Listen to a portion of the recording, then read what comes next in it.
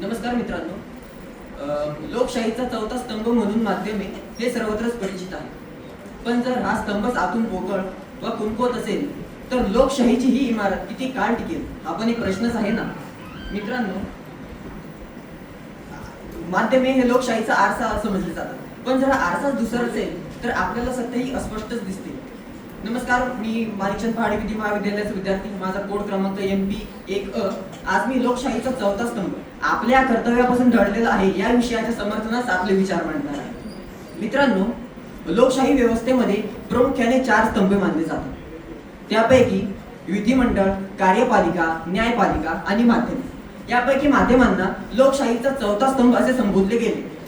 आता हे चौथा स्तंभ म्हणजे माध्यमांचे कर्तव्य काय, ते सर्वप्रथम जनतेपर्यंत सत्य ती बातमी पोहोचवणे, सत्ताधाऱ्यांवर व त्यांच्या राजकारणावर लक्ष ठेवणे आणि जनतेच्या प्रश्नांना व जनतेच्या समस्यांना आवाज देणे. परंतु मित्रांनो, दुर्दैवाने निदर्शनात असे येते की लोकशाहीचा चौथा स्तंभ आपल्या कर्तव्यापासून कुठेतरी ढळलेला आहे. तर याचे कारण काय, ते सर्वप्रथम माझ्या निदर्शनात असे आले की निष्पक्षतेचा अभाव. आजकाल बरेच वाहिन्या माध्यमांनी कोणत्याही पक्षाचा व कोणत्याही व्यक्तीचा पक्षपात न करता सत्य तीच बातमी जनतेपर्यंत पोहोचवावी. परंतु मित्रांनो, निदर्शनात असे येते की आजकाल बरेच वाहिन्या एक विशिष्ट विचारसरणी घेऊन एका विशिष्ट गटाकडे झुकलेले आढळतात, जेणेकरून जनतेपर्यंत पोहोचणाऱ्या बातमीवर परिणाम होतो आणि शुद्ध बातमी अशुद्ध होण्याचे धोके आढळतात. आता उदाहरण म्हणजे एका नामांकित वृत्तलेखाच्या बातमीचे शीर्षक: जालन्यात आंदोलनाला हिंसक वळण, पोलिसांनी जमावावर केला लाठीमार. आता मित्रांनो, जेव्हा मी ही बातमी वाचली, माझ्या निदर्शनात असे आले की या बातमीमध्ये आंदोलकांच्या मताचा उल्लेखच नाही. आता आपण दुसऱ्या कारणाकडे वळूया. दुसरे कारण म्हणजे TRP आणि भीतीदायक मथळ्यांचा अभाव. आजकाल अनेक वाहिन्या व वृत्तपत्र अतिशय भीतीदायक, सनसनाट, जनतेला अनपेक्षित आणि तसेच अयोग्य बातम्याला सामोरे करतात, जेणेकरून समाजापासून सत्य ती बातमी मुकल्या जाते. आता उदाहरण म्हणजे एका नामांकित वृत्तलेखाच्या वृत्तवाहिनीच्या बातमीचे शीर्षक: फिल्म स्टार धर्मेंद्र यांचे निधन. आता गंमत अशी, या बातमीच्या 15 दिवसानंतर धर्मेंद्रजी यांचे निधन झाले.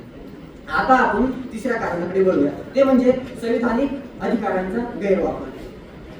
मित्रांनो, संविधानाने आपल्याला कलम क्रमांक 19 अनुच्छेद 1 च्या द्वारे बोलण्याचा आणि अभिव्यक्तीचा अधिकार प्रदान केलेला आहे.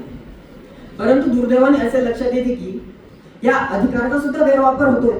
म्हणजे जर एखादी व्यक्ती आपल्या भाषणामध्ये एखाद्या धर्माबद्दल किंवा एखाद्या व्यक्तीबद्दल त्याच्या प्रतिष्ठेचे उल्लंघन जर का करीत असेल तर तो मूलभूत अधिकारांचा गैरवापर आहे. आता उदाहरण म्हणजे सर्वोच्च न्यायालयाची नामांकित केस, ती म्हणजे अडाणी ग्रुप विरुद्ध रवी नायर.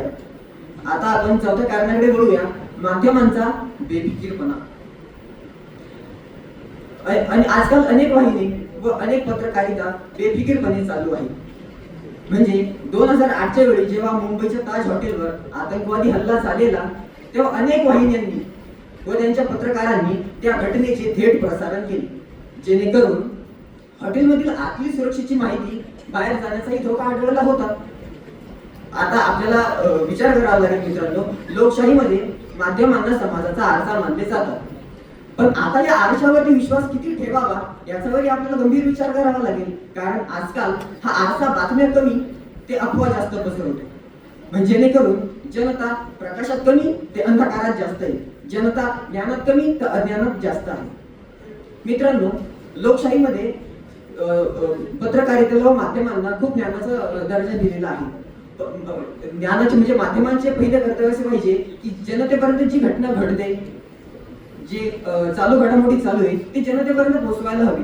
परंतु अनेक आज भ्रष्टाचार म्हणता येईल मीडियामध्ये की त्यांनी एक विशिष्ट गटाकडे जास्त भार दिलाय आणि सत्ताधारी विरुद्ध पक्ष किंवा ज्यांच्याकडे आवाज नाही त्यांचा आवाजही दाबला जातो. आता मी माझे प्रतिस्पर्धी यांनी काही मुद्दे मांडले होते, त्यांचे मी खंडन करेन.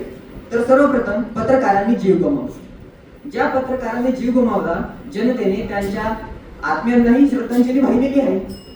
परंतु एक पत्रकाराच्या जीवामुळे व त्यांच्या सर्व पत्रकार सर्व मीडिया भ्रष्टाचारी आहे असं कोणीही म्हटलेलं नाही, परंतु एका पत्रकाराच्या जीवामुळे आपण बाकीच्या मीडियावरती दुर्लक्ष करू शकत नाही. आणि दुसरे कारण म्हणजे घोटाळे.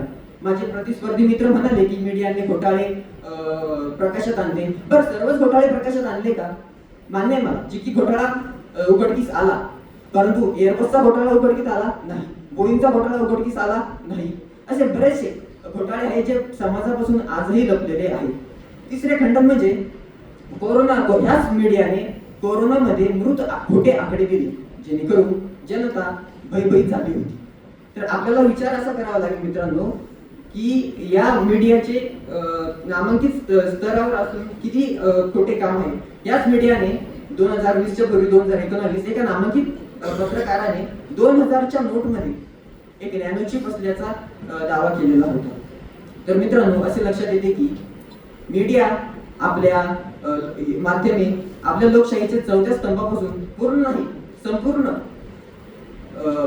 कर्तव्यापासून टळलेले आहे. धन्यवाद.